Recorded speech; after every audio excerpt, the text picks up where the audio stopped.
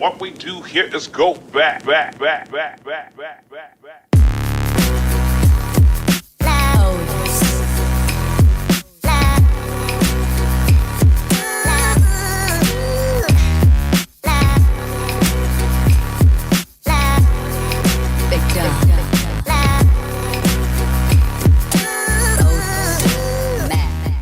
Bonjour Clara. Bonjour Marie.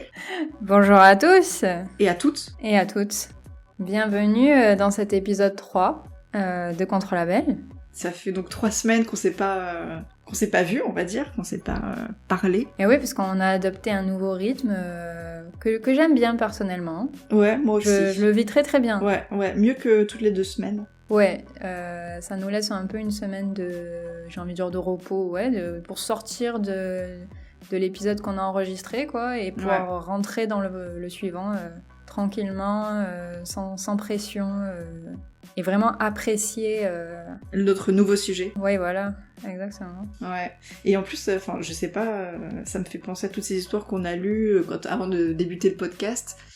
Beaucoup disaient, oui, ça serait bien de faire un épisode toutes les semaines... limite 2 par semaine et tout, mais je me demande comment ces gens font, quoi. Enfin, même toutes les 2 semaines, pour nous, c'était un peu rush. Hein. Et c'est un travail à temps plein, quoi, du coup, pour ces gens-là. Même Ouais. Plus qu'à temps plein. Et puis après, ça dépend aussi le sujet. Hein. Oui, c'est sûr.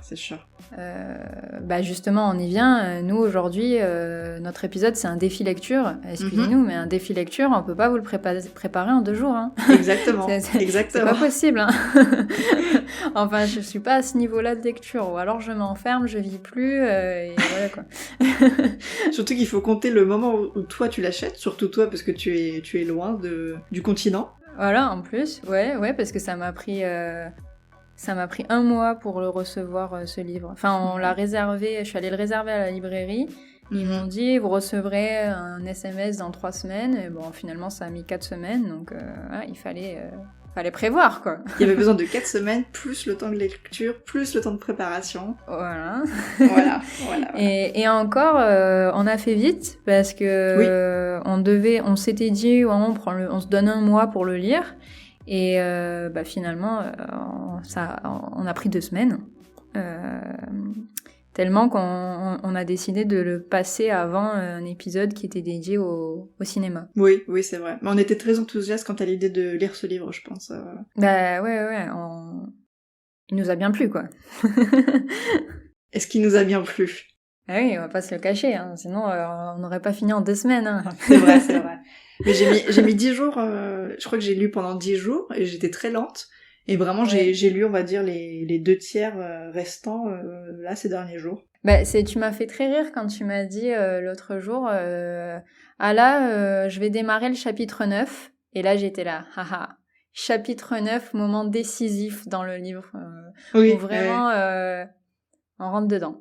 Mais on va peut-être vous dire ce que c'est, ce livre, parce que là, vous allez vous dire, on parle d'un livre, mais on parle de quel livre ? On est curieux. Donc, ce livre s'appelle Le Château de Hurle. Il a été écrit par Diana Wynne-Jones. Voilà. J'ai pas du tout fait de recherche sur elle, excusez-moi, je sais pas si t'en as fait. Je crois qu'elle est anglaise. On a un petit encart qui la présente sur la... C'est quoi ? Est-ce que c'est la 2e de couverture ? Je sais pas. Mais je crois que c'est plus le rabat juste de la... Le rabat de la première de couverture. Donc on a l'autrice acclamée de littérature fantastique, Diana Wynne-Jones, 1934-2011, a remporté de nombreux prix, dont le Guardian Awards for Children's Fiction et 2 Mythopoeic Fantasy Awards. Ouais. Elle est plus connue pour ses séries Crestomancie, l'Odyssée d'Elmark et bien entendu pour sa trilogie de Hurle. Ah oui, parce qu'effectivement c'est une trilogie, on a oublié de le dire. Et c'est sorti en 1986. Ok, ouais. Et on a lu le premier tome, qui est de 400... Combien de pages ? 428 pages, exactement. C'est ça. Voilà. Mais qui se lit bien, puisqu'on l'a lu en 2 semaines. Voilà. Pour un prix de 15 €. Voilà, sachez-le. Honnêtement, j'ai oublié le prix. Je crois que j'ai payé un peu plus cher, hein. Vive les dom-toms. 17,19 €. Ah ouais ? Waouh. Bah oui. Bah, il y a l'exportation, quoi. Ah parce ouais, que même, je l'ai réservé. Donc il l'avait pas en boutique. Oui, c'est vrai. Ouais, voilà. Chaud. Mais oui, c'est un gros livre. Moi, je m'attendais pas à ça. En plus, au début, bêtement, auprès de la libraire, j'insistais. Vous avez pas, ça existe pas une version de poche? Elle était là, non, il y a qu'une version. Mais moi, j'étais persuadée qu'il y avait plusieurs éditions, et en fait, non, il y en a qu'une, je crois. Mais si, il y a une version de poche, mais qui est parue il y a hyper longtemps et qui est toute moche. Et je pense que ça, c'est une nouvelle traduction. Tout est nouveau. Oui, bah j'ai vu que c'était imprimé en août 2020, celui que j'ai là. Ça doit être le même que le tien. Oui, c'est ça. Et c'est les éditions Roman Inis, Y2NIS, je connais pas. Moi non plus. Inis-édition au pluriel.fr. Voilà. Avec une illustration de Leonardo Ken Usami. Ouais. Voilà. L'illustration est vraiment jolie, je trouve. Bien sympathique, ouais. Ça rappelle un peu à l'univers de qui? Ça rappelle peut-être un peu l'univers de Miyazaki, des studios Ghibli. Voilà. Et pourquoi donc alors, allons-nous lire cette 4e de couverture, Clara? Eh bien, je t'en prie, vas-y. Alors, Le Château de Hurle. Premier volet de la trilogie de Hurle, découvrez l'histoire culte et enchanteresse qui a inspiré le chef-d'œuvre de Hayao Miyazaki, Le Château ambulant. Au cœur de la contrée magique d'Ingari, dans le charmant village de Marché au Copeau, Sophie s'ennuie. Seule dans sa chapellerie, elle a accepté son destin d'aînée de la famille et de vivre dans l'ombre de ses sœurs, résignée ainsi à un avenir routinier. Après tout, tel est l'usage. Lorsqu'un beau jour, la jeune fille a le malheur d'offusquer la sorcière des steppes. Celle-ci lui dérobe 60 ans de sa vie, la laissant vieille et démunie. Cherchant désespérément un moyen de briser le sortilège, la jeune chapelière sera amenée à pactiser avec le démon du feu, Calcifère. Vivant dès lors dans un étrange château ambulant dont les secrets restent entiers, Sophie entame une extraordinaire aventure à la recherche de sa jeunesse volée, prête à reprendre en main son destin. Un périple jalonné de dangers et de rencontres hautes en couleurs. Voilà. Eh bien, effectivement. C'est le château de Hurle, aussi connu sous le nom de Château ambulant de Miyazaki. Voilà. Miyazaki, qui est donc un réalisateur d'animation japonais, Oui. très connu, et qui est... Est-ce qu'il est le directeur des studios Ghibli? Je sais pas exactement. Directeur, je sais pas, mais c'est la figure de proue Voilà. du studio, quoi, clairement. Et il a réalisé les films connus comme... Comme Le Voyage de Chihiro, comme... Totoro. Totoro. C'est quoi, c'est Mon ami Totoro? Non, ça c'est Mon voisin Totoro. Mon voisin Totoro. Et j'en avais un dernier qui me revenait, mais j'ai déjà oublié. Porco Rosso, non? C'est lui, ça aussi. Oui, c'est Porco Rosso. Ouais, il est trop bien aussi. Qu'est-ce qu'on avait envie de dire sur ce livre? Bah déjà, on avait envie de vous parler un peu de la forme, on va dire, de l'histoire. Comment c'est écrit, comment c'est amené, etc. Parce que toutes les deux, on a connu le film avant le livre, donc le film qui est une adaptation du livre. Et finalement, on se rend compte qu'il y a le point de vue de lecture est différent. Point de vue du livre et point de vue du film, quoi. Oui. Et on avait envie de s'arrêter là-dessus, d'en parler un peu. Ouais. Bah déjà, il y a une grosse différence entre le film et le livre. C'est pas vraiment la même histoire, je trouve. Enfin, c'est dans les grosses lignes, c'est la même histoire, mais beaucoup de personnages changent. Il y a beaucoup moins de personnages dans le film. Ouais. Et je trouve que l'histoire est beaucoup plus simplifiée. Beaucoup plus simplifié dans le film, oui, effectivement. Oui. Bah, moi, c'est la première chose que j'ai remarqué, c'est dès le chapitre 4, tu te rends compte qu'il y a beaucoup de scènes qui sont omises dans le film. Il y a beaucoup plus de petites aventures dans le livre, ça paraît évident. Parce qu'après un film, il faut qu'il tienne à peu près 2 heures, quoi. Hein, donc sinon, il en faudrait plusieurs. Hein. C'est un peu... Ça m'a fait penser à tous ceux qui avaient été amateurs en lecture des Harry Potter et qui étaient déçus à chaque fois à la sortie d'un film parce qu'il manquait le 3/4 des scènes ou d'informations, de détails. Moi, j'avais toujours vu que les films, donc je restais à les apprécier, quoi. Mais c'est vrai qu'il y avait toujours ce reproche. Oh, il y a plus de choses dans le livre, Là, ça m'a fait cette impression avec le château de Hurle. Et j'ai envie de dire, il y a vraiment beaucoup plus de choses dans le livre. Et je vais tout de suite être négative, mais pour moi, ça a été un peu... Il y avait trop de choses pour moi. Et j'étais vraiment très souvent confuse dans les personnages, par exemple. Ah oui, on a oublié, nous allons spoiler. Nous allons Ah, mon gâcher. Dieu. Spoiler alert, spoiler alert. On a totalement oublié. Merci, Clara. Voilà. Je disais donc qu'il y avait eu beaucoup plus de personnages. Enfin, il n'y a pas plus de personnages peut-être dans le livre, mais en tout cas, ils ont plus d'importance dans le livre. Et moi, par moments, j'étais très confuse, notamment entre, par exemple, Letty et Martha, les sœurs de Sophie de la protagoniste. Oui, moi aussi, ça m'est arrivé, oui, Ouais. effectivement. Et j'ai été aussi très confuse sur alors le prince Justin, le sorcier Soliman et Percival. Mais après, j'ai envie de te dire, c'est le cas dans beaucoup de livres, hein. Et c'est le principe même de la lecture, c'est que tu peux revenir en arrière facilement et te dire ah mon Dieu, mais c'est qui déjà ce personnage, ou alors oulala, est-ce que je suis en train de confondre avec tel personnage, tu vois. Parce qu'effectivement, moi ça me l'a fait à chaque fois. Mais pour moi, je trouve que c'est un problème de pas te souvenir de. Enfin, tu penses que c'est un problème? Bah pour moi, ouais, ça a été un problème, genre. J'ai pas envie de enfin c'est pas que j'ai pas envie de revenir en arrière, mais genre si je dois m'arrêter à chaque fois à me dire putain mais c'est qui lui déjà Bah après c'est un effort de mémorisation. Genre je devrais peut-être manger plus de poissons. Il y a des fois voilà, il y a des fois ça me le fait aussi, tu vois, je suis confuse et puis après je me dis non attends, remets-toi bien dans la tête, Martha c'est qui? OK, tu vois, ouais, voilà, c'est voilà. mais au contraire moi tu vois, j'ai bien aimé le fait qu'il y ait beaucoup qu'on s'attarde sur d'autres personnages parce que finalement, tous ces autres personnages ont de l'importance dans l'histoire, quoi. Mais en fait, c'est ça mon truc, c'est que j'ai été confuse du nombre de personnages, mais en même temps, je trouvais ça intéressant, toute cette palette de personnages, quoi.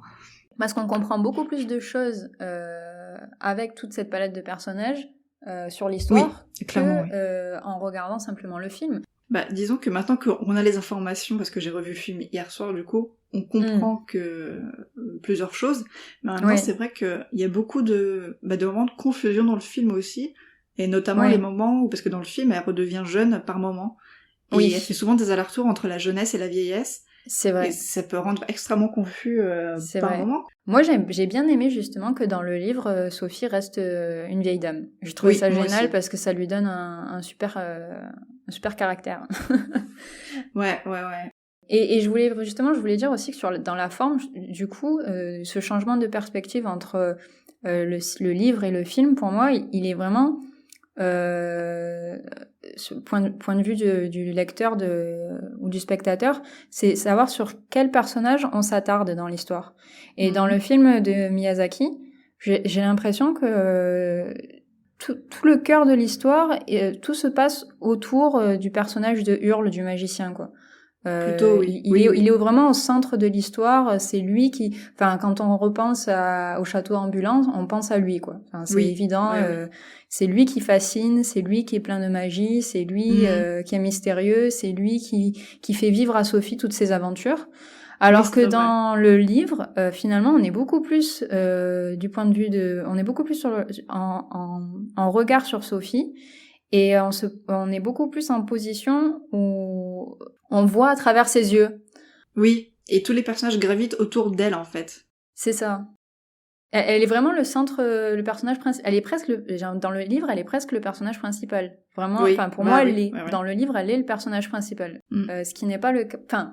C'est le cas dans le film, mais Hurle est tellement important et tellement. C'est son histoire aussi, et c'est. C'est ça. En fait, j'ai l'impression que dans le film, Hurle vole la vedette à Sophie.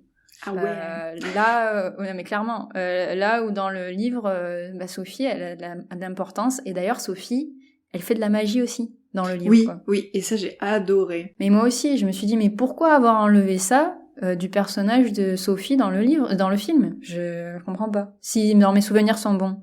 Oui, elle a pas du tout de magie dans le film, mais dans le livre, c'est vraiment important. Et ça amène aussi des scènes rigolotes aussi. Hein. Ah ouais, parce qu'elle a un caractère dans le livre, Sophie, c'est génial, quoi. T'as envie que ce soit ta grand-mère, quoi. Il y a beaucoup de scènes comiques dans le livre qu'il n'y a pas forcément dans le film, je crois. Ou il y en a moins, en tout cas. Il y en a moins, voilà. Parce que les interactions entre Hurle et Sophie dans le livre, elles sont... moi, ça me fait... Je me tapais des barres, parfois. Ils se lancent des pics, des fois, ça me fait... C'était c'était vraiment le vieux couple qui se chamaille, quoi. C'est vrai. C'est génial, quoi. Ouais. Et aussi, je réfléchis là dans la forme. Je trouve aussi que le livre finalement, il laisse beaucoup plus de place à la magie, avec un grand M, j'ai envie de dire, Mhm. que le film. Parce que finalement, dans le film, bien sûr, l'histoire parle de magie, Mhm. mais on dirait que la magie, elle appartient au personnage d'Hurle, que lui et la magie ne font qu'un, que c'est limite un personnage fantastique, mystique, et que la magie est innée en lui, et c'est limite, il est lui-même une créature. Et ça parle pas beaucoup de magie, comme la magie qui est présentée dans le livre, où c'est vraiment une magie par apprentissage, ou un peu comme dans Harry Potter, ou l'apprenti sorcier, ou Merlin l'enchanteur, tu les vois préparer des sorts, des potions, des incantations, je sais moi. Et d'ailleurs, c'est là que le personnage de Michael, l'assistant d'Hurle, a beaucoup plus de place, du coup, Oui, oui. Dans le livre. Et je trouve que la magie, elle fait plus... elle est plus ancrée dans le quotidien que dans le film. Quand la sœur, par exemple, va faire son apprentissage de magie, ce qui est pas du tout dans le film. Bah déjà, il n'y a pas de sœur dans le film, je me rappelle plus. Elle a une sœur dans le film. Elle a une sœur dans le film. Ouais, alors que dans le livre, elle en a deux, Letty et Martha. C'est ça. Oui, bah c'est ça. J'ai l'impression que la magie, elle est présente dans le film de Miyazaki. Oui. Mais elle est présente d'une manière différente, quoi. On dirait qu'elle est là, mais on peut pas la saisir. On n'est que spectateur. On va dire les personnages qui n'ont pas de pouvoir magique, ben ils n'ont pas de pouvoir magique. Point. C'est genre ils sont que spectateurs et ils vivent la magie grâce aux autres personnages qui eux sont magiques. Et là où dans le livre, en fait, on voit que n'importe quel personnage a accès à la magie s'il veut, finalement. Ouais. C'est plus une histoire d'apprentissage. Et je trouve ça plus intéressant. Moi, je préfère, finalement. Enfin, c'est différent. Oui, c'est très différent, ouais. Parce que c'est une histoire de point de vue, d'imaginaire qui est différent. Tous les films des studios Ghibli, souvent, ont tendance à créer un lien direct entre la magie et la nature. Un peu comme si la magie se trouve dans la nature, quoi. C'est un peu le message pour moi des studios Ghibli. Beaucoup. Et ce qui fait que souvent, c'est les personnages qui vivent quelque chose de magique, qui sont un peu en symbiose comme ça avec la magie, et tout ce qui leur arrive, c'est vraiment, c'est fantastique, c'est waouh, mon Dieu, il m'est arrivé ça, et ils le vivent comme une aventure de fou parce que ils vivent cet instant magique où ils sont surpris en fait. Oui. Par la magie. Là où on aborde la magie comme quelque chose qui est un peu plus ordinaire et présenté comme commun dans le livre. Dans les films des studios Ghibli, c'est très dans l'émerveillement. Oui, alors voilà, c'est ça. que dans le livre, c'est vraiment amené de manière très ordinaire.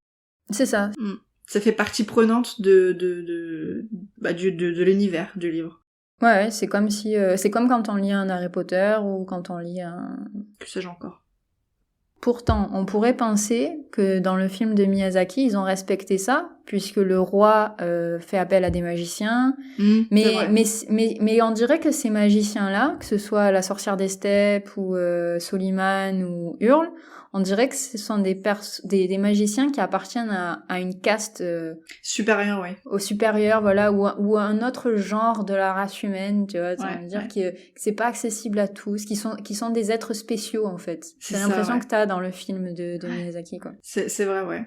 Alors que du coup, dans le livre, ce qui est drôle, c'est que par rapport à ça, Sophie développe sa propre magie et elle s'en rend même pas compte. Et en fait, la magie est tellement partout, tellement omniprésente qu'elle l'a même à l'intérieur d'elle, quoi.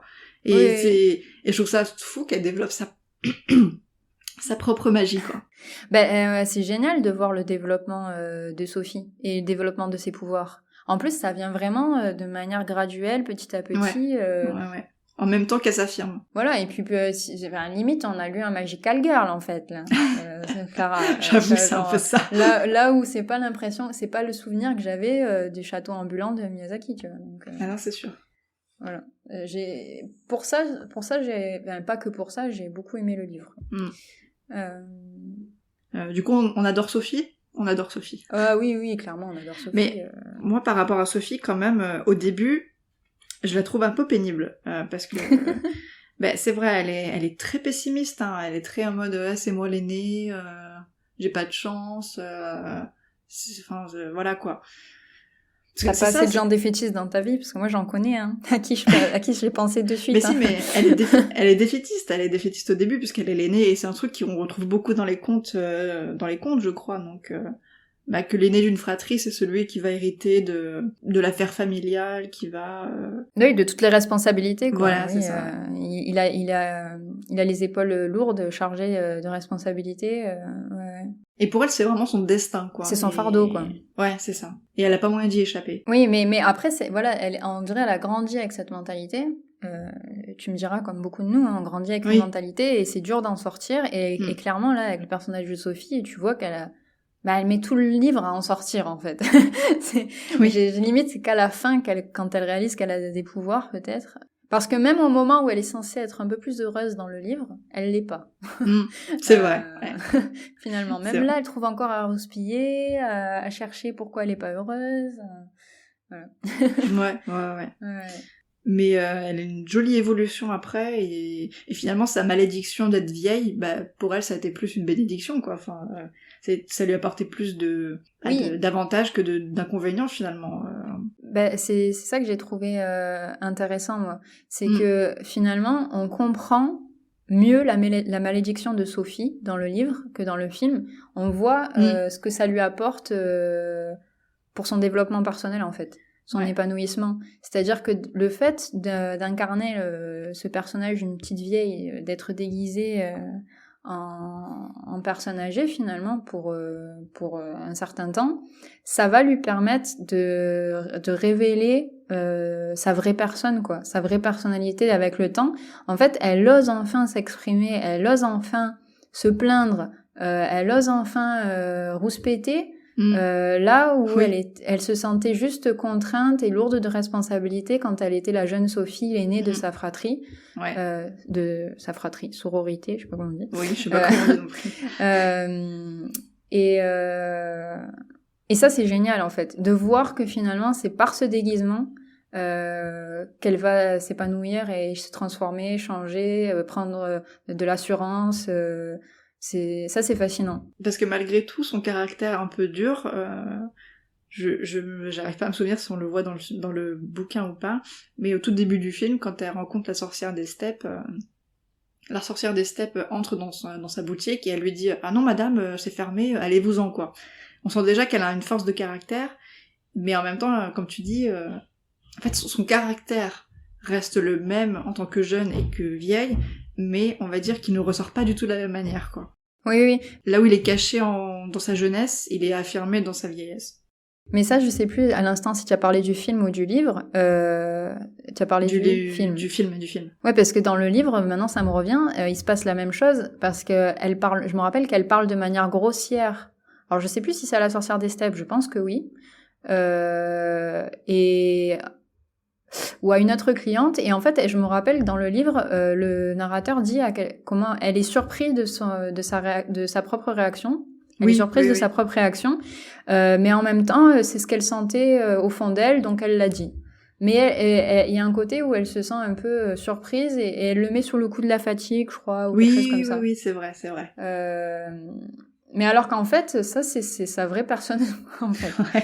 Qu'elle dissimule parce qu'elle se sent obligée d'assumer des responsabilités. Qu'en fait, on voit que c'est toute seule qu'elle se les impose au fur et à mesure. Parce que tout le long du livre, elle s'inquiète tout le temps pour ses sœurs et on se rend compte à peu près vers le 3/4 du livre que ses sœurs s'inquiètent autant pour elle et sa belle-mère aussi que ce qu'elle s'inquiète pour ses sœurs. Et finalement, depuis le début, si elle voulait, elle aurait pu faire ce qu'elle veut, quoi, dans la vie. Sortir de la chapellerie et voilà. Et qu'elle se réduit toute seule à son propre châtiment, quoi. Ouais, disons que sa belle-mère lui a dit tu reprendras la chapellerie, elle a pas dit non, quoi. Elle a dit bon, d'accord, elle s'est résignée à ça, quoi. Et d'ailleurs, ça me fait penser... quand Hurle dans le livre quand Sophie découvre que Hurle est au courant qu'elle subit une malédiction, lui, il pense qu'elle se l'est infligée toute seule, ce déguisement. C'est une belle métaphore parce que finalement, même si non, c'est la sorcière des steppes qui lui a imposé ça, ça va totalement avec le personnage de Sophie de penser que oui, elle aurait pu d'elle-même se déguiser parce qu'elle n'est pas capable de faire autrement pour assumer ce qu'elle est, quoi. Oui, c'est vrai. Et qu'elle s'inflige elle-même... là, elle s'inflige de ressembler à une vieille et d'avoir tous les mots... je parle de... mots MAUX, voilà, d'une petite vieille, parce qu'on en parle beaucoup dans le livre. Mais en fait, finalement, elle s'inflige aussi d'avoir cette mentalité de je suis l'aînée, et donc... oui, pessimiste, aigrie, tout ça. Voilà, je suis obligée de pas faire ce que je veux dans la vie et d'assumer les choses lourdes et difficiles parce que c'est moi l'aînée. Enfin, voilà. Pour revenir à Sophie, encore une fois, finalement, c'est elle, dans le livre, c'est elle et les personnages autour, quoi. Ils gravitent tous autour d'elle, et il y a des personnages qui sont différents, qui ont plus d'importance. Et je pense notamment à Michael, qui dans le film est juste un enfant, oui. Qui est là un peu par hasard finalement. Bon, il assiste, voilà, etc. C'est vrai. Alors que dans le bouquin, il a beaucoup plus déjà, il est ado, il est vraiment apprenti de Hurle. Ouais. On le voit plusieurs fois faire des sorts. Ouais. Ben, c'est exactement ça. Mais comment il s'appelle dans Merlin l'Enchanteur, l'apprenti j'ai envie de dire Marty. Non, c'est pas Marty. Non, ça c'est Retour vers le futur. C'est pas grave, mais ça me fait un peu plus penser à ce personnage, quoi, qui est plus mature, oui. Et en fait, finalement, il crée une vraie relation avec Sophie dans le livre. Oui. Là où j'ai pas souvenir que dans le film, il en crée une. Bah, ils ont juste une relation de grand-mère à enfant. Ouais, d'accord. On sait pas... Alors que finalement, il aide Sophie un peu à s'épanouir, quoi. Et il lui tient compagnie. Enfin, il crée une vraie relation amicale, quoi. On dirait une vraie famille, quoi, pour le coup. Ouais. Oui, c'est ce que j'ai noté aussi. Ça fait un peu entre elle, Hurle, Michael et Calcifer, ça fait un peu la petite famille, quoi. Ah oui, c'est vraiment une petite famille, c'est vrai. Ouais, parce que, en fait, très vite, ils se mettent des bâtons dans les roues facilement, ils se chamaillent, et pourtant, la seconde d'après, ils s'adorent, et ils mangent ensemble, et ils font les trucs ensemble, enfin, il n'y a aucun problème, quoi. C'est vraiment comme une famille. Ouais. Puisque de toute manière, ils sont liés tous un peu par des pactes, quoi. Entre Calcifer et Hurle, de toute façon, Calcifer, c'est le cœur de Hurle. Et puis, c'est Sophie qui doit aider à rompre ce pacte, tout en ayant, elle, créé un pacte avec Calcifer. Oui, elle a créé un pacte avec Calcifer. Mais je voulais quand même noter une chose par rapport à Sophie, et le fait qu'elle ait besoin de se déguiser pour prendre confiance en elle et assumer et se trouver finalement. C'est quelque chose qu'on voit très, très vite au début du livre avec ses sœurs qui... finalement changent d'identité chacune, elles prennent l'identité de l'une et de l'autre, parce qu'il y en a une qui préfère faire assistante dans une boulangerie et l'autre qui préfère faire apprentie magicienne. Et d'ailleurs c'est là où j'ai commencé à me dire c'est excitant le livre, ça a l'air différent du film. J'étais toute à fond. Et ce côté métamorphose, illusion, on le voit tout le long du récit, quoi. Et d'ailleurs, tout ce côté illusion, les apparences, quoi. Apparence, ouais, c'est quelque chose qu'on ressent tout le long de l'histoire, parce que finalement chaque personnage a sa propre vision des choses, et c'est quelque chose qu'on voit.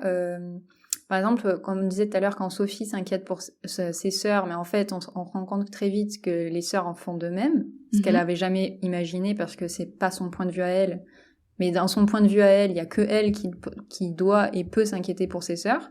Et aussi le fait que pour tous les habitants du marché aux copeaux et la famille de Sophie, Hurle, ça reste un sorcier diabolique et sanguinaire qui mange le cœur des femmes jusqu'à la fin du livre, quoi. Oui, c'est presque vrai. Et là où d'un coup, vers la fin du livre, Sophie, quand elle entend toujours ça de la voix de sa belle-mère, elle est surprise parce qu'en fait, elle a tellement eu le temps de découvrir qui était Hurle, et aussi de voir qu'à chaque fois qu'il va dans une ville différente, il a il y a une autre rumeur autour de lui, il a une autre réputation et il porte un autre nom carrément. Enfin, finalement, on se rend compte que tout est une histoire de perspective, de point de vue, et chacun a son regard sur un personnage ou sur quelqu'un en fait, tout simplement. Et ça, c'est une bonne leçon de vie, tu vois, pour moi. Oui, honnêtement. Oui. Parce que c'est vrai que Hurle, je pense qu'il apparaît pas toujours hyper sympathique au premier abord, puisque il est quand même assez vain, il passe genre 2 heures dans une salle de bain, il se teint tout le temps les cheveux, il est jamais content avec son costume, il engueule facilement Michael, même Sophie quand elle fait le ménage, mais en fait, mine de rien, il a un grand cœur. Ah oui, mais c'est ça. Mais par contre, ça, c'est quelque chose que j'ai remarqué très vite, quand même. Oui. On le voit très vite, le côté attachant et bienveillant de Hurle et de son assistant. Bah, déjà, rien que par le fait qu'ils aient accueilli Sophie, ce que j'allais dire. Qui débarque dans le château sans prévenir personne, si ce n'est Calcifer, et personne ne se demande où, ni comment, ni pourquoi elle est arrivée là, et tout va bien. C'est comme si elle faisait déjà partie des meubles, elle fait le ménage. Alors ça, c'est chiant par contre, mais par contre, sa présence, peu importe en fait. Elle est là, c'est qu'elle devait être là. Et en fait, et ce qui est déterminant, c'est que si Calcifer l'a laissé rentrer, c'est que c'est bon. Oui, voilà, c'est un peu ça. C'est le plus important. Ouais. C'est le plus important, ce qui en dit beaucoup finalement sur la relation entre elle et le mage. Parce que si vous êtes arrivé jusque-là, vous savez que Calcifer détient le cœur d'Hurle. Oui.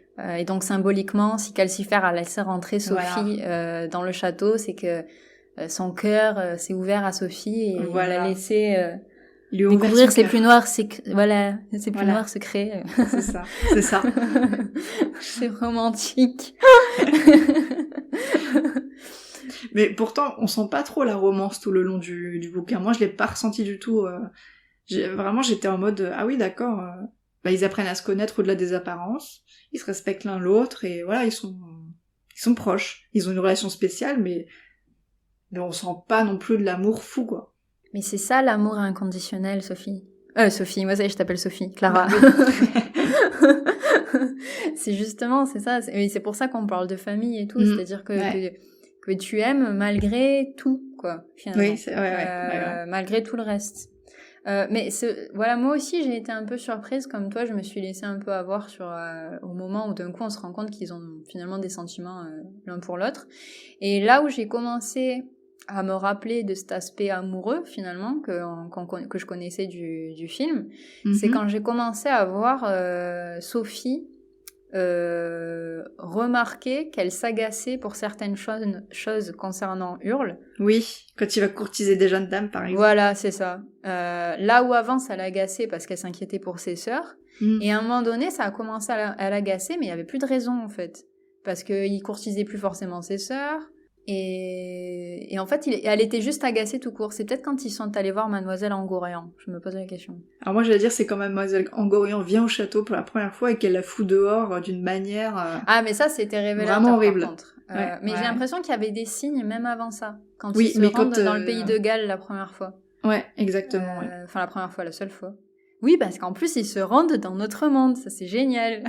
Moi, c'est chapitre 9 que j'ai adoré, tu vois. Et ben moi, c'est le contraire. J'ai pas trouvé ça génial, tu vois. D'accord. Mais parce que, en fait, je trouve qu'il y aurait tellement eu à développer sur le fait que, en fait, il y a aussi notre propre monde, à nous. Parce qu'ils vont au pays de Galles, quoi. Et c'est juste là, comme ça, mais on comprend pas trop. Enfin, j'ai pas compris pourquoi, en fait. Pourquoi tout d'un coup, il y avait notre monde à nous.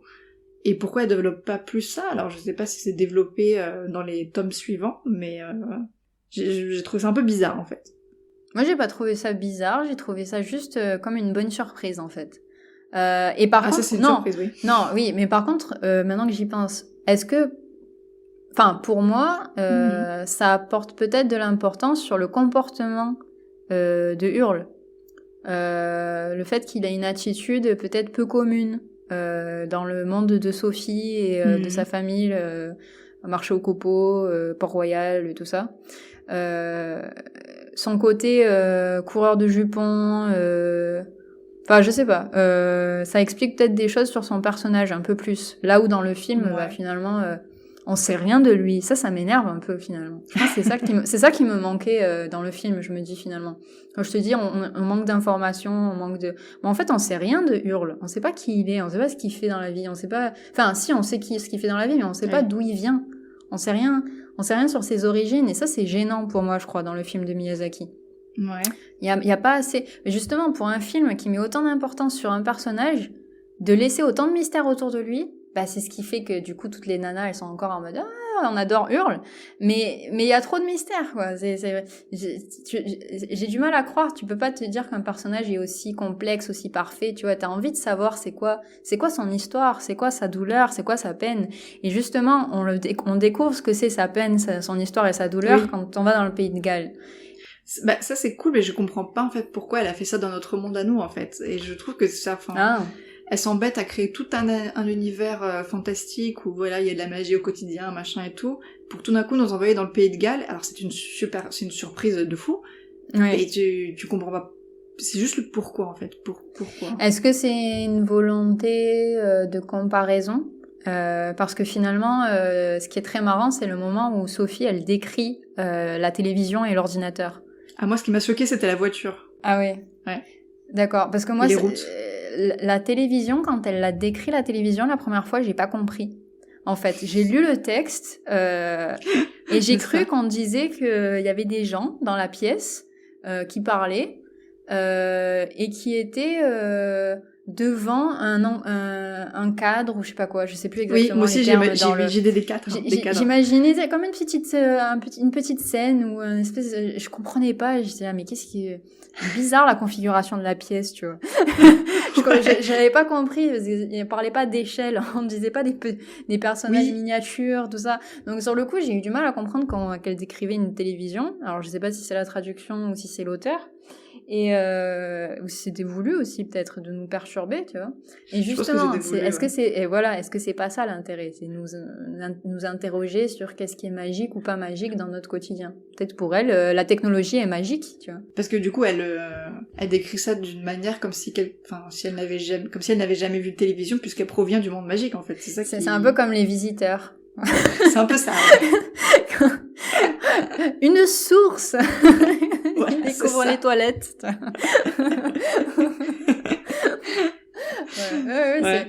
Pour moi ça a fait un peu un effet les visiteurs, tu vois, quand t'as les gens du Moyen-Âge qui débarquent à notre époque, quoi. Mais je sais pas, est-ce que c'était une touche d'humour Je sais pas, ouais. Mais j'aurais aimé qu'elle développe plus vraiment cette idée du pays de Galles, qu'elle nous en parle plus, qu'elle... Et après on en est qu'au tome 1 en fait, vu que c'est une trilogie. On sait pas. J'ai lu qu'en fait les tomes suivants, enfin le tome 2 en tout cas, c'est des histoires avec d'autres personnages. Donc je ne sais pas s'il y a le pays de Galles dedans, mais c'est pas la suite directe. On peut supposer qu'elle fasse encore des parallèles à voir. Ouais. Je repense à un aspect que j'ai pas dit, toujours un peu lié à Sophie, là, il y a la transformation, enfin cette histoire de... tout ce thème là de l'illusion, de l'apparence, déguisement, changement, transformation, on le voit et de perspective aussi, de point de vue, on le voit aussi dans la narration. C'est-à-dire que du point de vue Sophie, le narrateur il compte les jours. C'est-à-dire que souvent elle dit hier, le lendemain, le surlendemain. Et bizarrement, dès que Sophie rencontre un membre de sa famille, par exemple que ce soit sa sœur ou sa belle-mère ou un personnage qui est vraiment en dehors du château, t'as l'impression qu'il y a des mois qui se sont écoulés ou des années. Oui. Ça m'a fait une drôle d'impression sur la notion de temps aussi. Toujours dans cette histoire de chacun a son propre point de vue, sa propre perspective sur la vie qu'il mène, sur la vie que les autres mènent. Il y a pas que... Enfin, on est un peu chacun hors du temps. On vit tous notre vie à un rythme différent, quoi, finalement. Et on ressent le temps de manière différente. Et t'as l'impression que Sophie, effectivement, ça fait des années qu'elle a pas vu ses sœurs. Ouais. Mais à la fin, quand ses sœurs la retrouvent en tant que vieille femme, elles sont inquiètes. Elles se disent Sophie, où est-ce que t'étais passée et tout. C'est ça, ouais. Et t'as l'impression que, en fait, elle a disparu depuis peut-être 2 semaines. Ouais, c'est ça, parce que quand tu regardes la narration de son quotidien dans le château, franchement, il y a quoi ? Il y a 2 mois qui sont passés, peut-être. Ouais, voilà. Mais du coup, ça Ça rejoint ce que je voulais un peu raconter sur le rythme du livre. Oui. C'est que je trouve que la première moitié est très cosy, c'est très dans le quotidien, etc. Et je trouve que tout s'accélère dans la seconde moitié, et ça va très très vite à la fin. Et tout s'enchaîne très vite, les phrases s'enchaînent hyper vite, et pour moi, le dernier chapitre, j'ai Ah oui, du voilà mal ce à que suivre. j'allais dire. Quand tu dis la fin, ce que tu dis le dernier chapitre, parce que... Excusez-moi, effectivement, pour moi, c'était la même chose. Je l'ai vécu de la même manière, mais ça m'a pas perturbée. Au contraire, ça m'a plu. Ça m'a donné un peu cette impression qu'on a dans les films, où d'un coup, à la fin, tout prend sens, tout fait sens, tout s'enchaîne. C'est un peu comme si c'était une recette qui avait mis du temps ou une machine qui avait mis du temps à démarrer, tu vois, le temps que tout les chaînons se mettent en place et tout, et d'un coup une fois que tout est en place, c'est bon, ça roule. De ton quoi. point de vue, c'est vraiment en mode tout se met en place, tout s'enchaîne et c'est bon, on passe à autre chose, alors que pour moi je l'ai vraiment vécu comme un coup d'accélérateur et tout s'enchaînait trop vite pour moi, quoi. J'aurais aimé qu'à redescendre en 4e, s'il te plaît. J'ai un peu vécu le côté redescente en 4e, personnellement, dans les 2-3 dernières pages, je crois que c'est les 2 dernières pages, quand elle se met du point de vue de Sophie et de Hurle, qui finalement ne voient plus que l'un et l'autre. Oui. Et on voit qu'il y a tous les autres personnages qui restent là et qui cherchent à leur donner plein d'infos, du style Calcifer est revenu. Et eux, ils sélectionnent les infos, en fait. Ils sélectionnent que ce qui les intéresse, ils réagissent qu'à ce qui les intéresse. Ils sont dans leur monde un peu. Ils laissent passer certaines infos, ils sont dans leur monde, quoi. Ils sont dans leur bulle. Et ça, c'était très joli. C'était très joli. C'était très bien. Ouais, ce moment-là, j'ai bien aimé, ouais. Ouais, c'est très bien amené, genre... Ils sont vraiment tous les deux dans leur petite bulle d'amoureux, tout ça, machin. Ah ouais. Parce que je sais plus comment elle l'amène dans l'écriture, mais elle dit, voilà, comme si, enfin, je sais plus, il faudrait relire là un peu. Mais elle l'écrit très très bien. Elle écrit s'ils avaient eu tous deux de l'attention à accorder à ce qui les entourait, ils, donc Hurle et Sophie, auraient remarqué le prince Justin, le sorcier Soliman et Madame Blondin essayer de parler à Hurle et Fanny, Martha et Letty tirer les manches de Sophie pendant que Michael attrapait un pan de la veste de son maître. Et après, t'as plusieurs personnages qui parlent, donc ceux qui sont mentionnés au-dessus, qui essaie de leur donner des infos du type Sophie demande à Letty, je voudrais ton avis, machin et tout, et elle écoute pas, quoi, elle est pas là. Et c'est pareil dans la dernière page juste après, mais Sophie et Hurle se tenaient les mains et se souriaient, incapables de quoi que ce fût d'autre. C'est genre, ça veut tout dire. Ils sont comme des grands benets. Ouais, voilà, trop c'est content. Ça. Mais c'est vrai que c'est surprenant le changement, le moment où on comprend que Hurle finalement a des sentiments pour Sophie. Il est plus surprenant dans le livre que dans le film, j'ai l'impression. T'es plus surpris, mais t'es agréablement surpris, j'ai envie de dire. Parce qu'on est tellement resté très longtemps du point de vue de Sophie dans la narration, que c'est comme si on n'avait rien vu venir, mais comme elle a rien vu venir. Il y a que le moment où c'est le moment où elle a enfin la boutique de fleurs, elle se met à vendre ses fleurs, et elle est toujours malheureuse, et elle est toujours agacée, et elle sait pas pourquoi. Et ça me fait très rire ce moment-là, parce que c'est là où moi j'ai compris qu'en fait elle avait des sentiments pour Hurle. Je me suis dit, en fait, elle est pas heureuse, mais pourquoi ? Mais parce qu'en fait, elle a des sentiments, mais elle les a pas encore compris. C'est ça, ouais. Et c'est très drôle, finalement. Et de la voir s'agacer. Et la chose est que... Et par contre, c'est pas si évident le moment où Hurle, il a compris lui-même, finalement. Parce que je me suis dit que, parce qu'il avait créé la boutique de fleurs, finalement, c'est peut-être qu'il avait compris. Et je sais plus, il y a un moment dans la narration plus loin où on voit que non, en fait, il a toujours pas compris qu'il a des sentiments pour Sophie. En fait, ce que Sophie ne savait pas, c'est qu'il avait compris qu'elle était la jeune fille, mais il a vraiment réalisé que même si elle était la jeune fille, qu'il avait vraiment des sentiments sincères, ça, il l'a réalisé parce qu'il a récupéré son cœur à la fin. Quoi. Oui, bah c'est ça qui fait tout. Ouais. Ah là là. Ouais. Quelle aventure ce livre. Mais honnêtement, ça me donne envie j'ai besoin de le relire. Alors, je sais pas si je vais le faire de sitôt, mais... Je pense qu'il y a vraiment une valeur ajoutée à la relecture pour mieux comprendre l'enchaînement des événements, pour mieux comprendre certaines choses, parce que par exemple, notamment au niveau de Calcifer, quand il donne des indices à Sophie, sur la nature du pacte entre lui et Hurle. Oui, moi j'avoue que j'ai pas vu les indices la plupart du temps. Voilà, c'est ça. Mais je pense qu'ils étaient disséminés là, ici et là, et ça mériterait mais peut-être parce que j'avais le souvenir du film en tête, je me suis pas... Soit j'ai pas prêté attention, soit je me suis dit c'est pas important parce que je sais déjà en fait ce que c'est la clé. Parce que j'ai le souvenir du film en tête, donc je sais que le pacte, c'est que Calcifer a mangé, ou l'inversement, le cœur de Hurle, enfin voilà quoi. Alors que dans le film, c'est assez explicite, plusieurs fois Calcifer dit des trucs du genre « Ah si je meurs, Hurle mourra avec moi ». Et on note ma petite imitation de Calcifer, comme ça, avec oui, petite voix. Bravo. Merci. J'étais en train de réfléchir en même temps au livre, mais je sais plus, honnêtement, je sais plus. Et tu vois, c'est là où ça mérite la relecture. Mais en même temps, pour avoir une mémoire fraîche pour ce livre, il faudrait le lire d'une traite, quoi. Ouais. Mais par contre, j'étais prise au piège, j'ai envie de dire, j'étais à fond dedans, moi, ce livre, cette lecture. Ça m'a passionnée. Je sais pas, elle a réussi à me faire rentrer dans leur univers magique à nouveau, mais différemment. D'ailleurs, j'ai beaucoup plus apprécié la description des scènes dans le livre que ce qu'on peut voir finalement du film, parfois. C'est-à-dire que le film a son univers Miyazaki, mais il y a des scènes dans le livre que j'aurais aimé voir dans le film, quoi. Moi, j'aurais trop aimé voir les bottes de 7 lieues.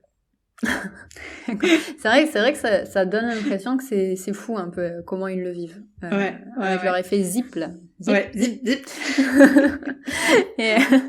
et même le fameux jardin, je l'ai trouvé beaucoup plus fou dans le livre que ce que j'ai souvenir du film. Oui. Bon, en plus, ils ouvrent une boutique de fleurs dans le livre, ce qui n'est pas dans le cas dans le film, si je me rappelle.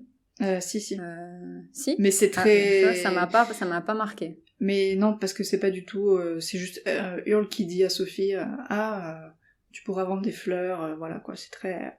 Au moment où il déménage. Ah oui, c'est en mode... c'est une allusion, quoi. Ouais, voilà, c'est ça. Ben, c'est vrai que c'est beaucoup... On sent que ça a été expédié, voilà. L'impression que j'ai, c'est que le film, l'histoire du livre original dans le film, ça a été expédié, quoi. T'as pas le temps de tout saisir, tout comprendre, c'est là, quoi. Et d'ailleurs, je repense, je ne comprends pas pourquoi on parle de guerre, finalement. Ah, c'est exactement ce que j'allais dire. Ce qui n'est pas le cas dans le livre. Il n'y a pas de guerre, à part entre les magiciens eux-mêmes. D'ailleurs, ce que je regrette énormément, il y a tellement de scènes, on dirait une scène tirée de Dragon Ball, où ils seraient tous chacun sur leur petit nuage à s'envoyer des des rayons laser et des machins, des explosions. Il y a de quoi faire en tant que scène magique dans le livre. Que je me suis dit, mais pourquoi avoir réduit tout ça à une scène où tu vois Hurle transformé en oiseau se battre dans une guerre avec des avions. Alors je sais que Miyazaki est fan d'aviation, mais quand même, je comprends pas. Voilà, mais c'est juste que je pense que vraiment, au début de notre enregistrement, je parlais du vent se lève et que j'allais y faire référence. Mais dans le vent se lève, c'est vraiment très Miyazaki ce qu'il aurait voulu être, dessiner des avions, des engins, voilà. Et je pense que ça se voit beaucoup dans le château ambulant, où je pense qu'il a vraiment mis la guerre pour pouvoir dessiner des engins de militaires, quoi. Et pour avoir toujours son discours un peu aussi anti-militaire, malgré le fait qu'il adore l'aviation. L'aviation, tout ce qui est... D'accord. Oui, il a peut-être... en même temps, c'est une adaptation. Une adaptation, c'est pas forcément fidèle entièrement à l'original. Quoi. Mais ça servait à rien de mettre la guerre, je trouve. Non, puis voilà, ce qui me gêne, c'est que je pense que le moment le plus mystérieux du film dans Miyazaki, c'est quand Hurle, finalement, est transformé en oiseau. Oui. Pourquoi et pourquoi il est ce genre de démon, finalement. Alors que dans le livre, étrangement, il est tout sauf ça, quoi. Il a pas... Enfin, si, par moments, il se transforme. Mais on comprend qu'il se transforme, pas parce qu'il est lui-même un être magique, mais parce qu'il fait usage de la magie. C'est ça, ouais. Et du coup, tu sais pourquoi il se transforme en mi-chat, mi-poisson. Je sais, il y a des moments très drôles. Toutes ces créatures fantastiques, un peu dans ses combats avec les autres sorciers. Mais c'est pas parce qu'il est lui-même un être magique. Là où dans le film Miyazaki, t'as l'impression qu'il est un être divin, mystique, un démon peut-être, un genre de démon qui est tiraillé et qui a du mal à faire face à sa vraie nature. Je sais, moi, enfin, c'est bizarre, quoi. Ils l'ont transformé un peu en mode personnage sexy bad boy dans le film, j'ai l'impression, tu vois. Beaucoup plus. Sexy, oui. Ouais, beaucoup plus. Ouais. Bah, tu vois, genre un peu avec ce côté, je suis un être blessé, compliqué, Oui, c'est pour ça, torturé, c'est pour ça que je suis tel que je suis. Et, alors que dans le livre, il est beaucoup plus ridicule, finalement, son personnage. Ouais, et c'est juste un coureur de jupons, tous ceux qui le connaissent le savent très bien, et c'est tout, quoi. Voilà. Et par contre, c'est un jeune qui vient des Pays de Galles. D'ailleurs, je me suis beaucoup retrouvée dans la définition que donne sa sœur de son frère, finalement. Ouais. Quand elle dit t'as fait ton master, ton machin, et depuis on te voit plus, on sait pas ce que tu fais, machin. J'étais là en mode, oh non, en 86, c'est marrant comme ça marque, en 2021, c'est la même. J'étais là, d'accord. C'est vrai. Et à ce moment-là, je me suis vachement retrouvée dans le personnage de Hurle, qui est d'ailleurs un personnage très, il le dit beaucoup lui-même, très fuyant. Il passe son temps à dire qu'il est fuyant, quoi. Ouais. Dans le film aussi, il l'est, mais dans le film, il est son côté fuyard est vraiment trop occulté par son côté bad boy, mec torturé, quoi. C'est... Oui. Bah, en fait, dans le film, t'as l'impression qu'il a une vraie bonne raison d'être fuyant, finalement. Oui. Là où dans le livre, on découvre que c'est psychologique, quoi. Et c'est plutôt... Et en fait, il devient très terre-à-terre comme personnage, quoi. T'as l'impression que ça pourrait être quelqu'un que tu connais toi-même dans ton entourage, qui vit les choses de cette manière. Ou toi-même, enfin voilà. Oui, ouais. Conclusion. Conclusion. Mais je te laisse y aller parce que je sais plus, moi, par quoi conclure. J'ai bien aimé le livre, tout de même, malgré les moments de confusion et dans l'action et dans les personnages. J'ai été contente quand même de revoir le film après aussi, parce que ça m'a permis de mieux comprendre le film. Et si je devais choisir entre les deux, ça serait... Je pense que je choisirais quand même le film. Parce qu'après, bon, il y a tout ce qu'il y a dans le film aussi, en niveau animation, esthétique, musique, etc. Mais beauté de Hurle au passage. Et franchement, je trouve que c'est une bonne lecture complémentaire du film et qu'il aide vraiment à comprendre mieux le film et à cerner plus de choses, à donner plus de dimension à l'histoire, quoi. Ben, moi, personnellement, si je devais choisir, je dirais le livre. Parce que je pense... Bon, alors, c'est très personnel. Je suis dans une phase où j'accorde de plus en plus d'importance à une histoire complexe, avec une belle psychologie pour chaque personnage, une raison derrière chaque action. Enfin, moi, voilà, je me rends compte que j'ai un besoin en ce moment d'histoires un peu complexes et qui mènent quelque part, et dont on peut tirer une leçon et tout ça, et tout ce qui va avec. Ce que j'ai pas ce ressenti vis-à-vis du film, quoi. Hormis la belle histoire d'amour qu'on retrouve dans le film, quoi. Mais par contre, les personnages sont tellement plus intéressants et plus attachants pour moi dans le livre, que ce soit Sophie ou Hurle, que je peux pas passer à côté du livre, quoi, finalement. Vraiment. J'ai envie de dire, le film fait bel honneur au livre, mais pour moi, ce serait le livre d'abord, quoi. Ouais. Mais dans tous les cas, je recommande tout de même les deux, voilà. Mais peut-être parce que je me suis vachement retrouvée dans les personnages d'Hurle et de Sophie, finalement. Ouais. J'ai vraiment beaucoup plus pu m'identifier à leurs personnages dans le livre que dans les films. Bah oui, ils sont beaucoup plus développés dans le livre. Et ça, c'est important pour apprécier une histoire, de pouvoir s'identifier aux personnages, quoi. Mais clairement, le livre, il est vraiment... comment on dit en anglais, en français, caractère driven. Il est très porté par les caractères. Par les personnages. Par les personnages, oui. Oui, et du coup, moi, pour moi, ça devient de plus en plus important, et du coup, je vote le livre. Ouais, tu votes le livre, ok. Et moi, je vote le film. Et d'ailleurs, on va peut-être arrêter ici, parce que sinon, on va avoir des problèmes, là, pour conclure. Écoutez, si vous êtes arrivés jusqu'ici, on vous en remercie. Merci à vous. Très sympa. On espère que vous avez passé un bon moment. Parce que pour nous, c'est le cas, à chaque fois. Un vrai plaisir de faire ces podcasts. De tout, de les préparer, d'en discuter, tout. On espère que ça va continuer longtemps. On est toujours disponible sur, Deezer, Spotify, YouTube, Podcast Addict, Apple Podcast, Google Podcast. Et voilà. Vraiment, n'hésitez pas à nous rejoindre sur Patreon parce que ça nous permettrait de créer une petite communauté, de pouvoir discuter avec vous, d'échanger, de faire mieux, de faire plus, de faire des choses exclusives. Et ça, on en serait tellement ravis. Voilà. Donc, on vous dit à bientôt. Prochain épisode, prochain rendez-vous dans 3 semaines. C'est notre nouveau rythme. Et oui. Voilà. Merci encore de nous avoir écoutés. Voilà. Merci à vous. Merci Clara. Merci à toi Marie. Et merci à Diana Wynne-Jones. Exactement, merci pour tout, madame. Vous êtes trop forte.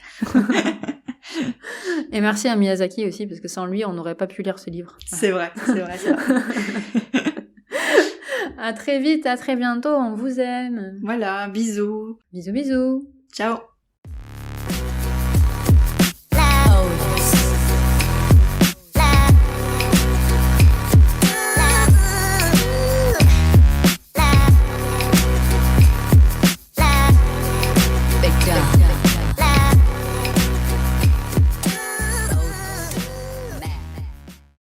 Et Pardon, excusez-moi, j'ai un moustique. C'est pour ça que je dis pas de clap. Ah oui, j'étais là en mode résiste. Bon. Et là où dans le livre... Et je pense notamment à Michael. Yes.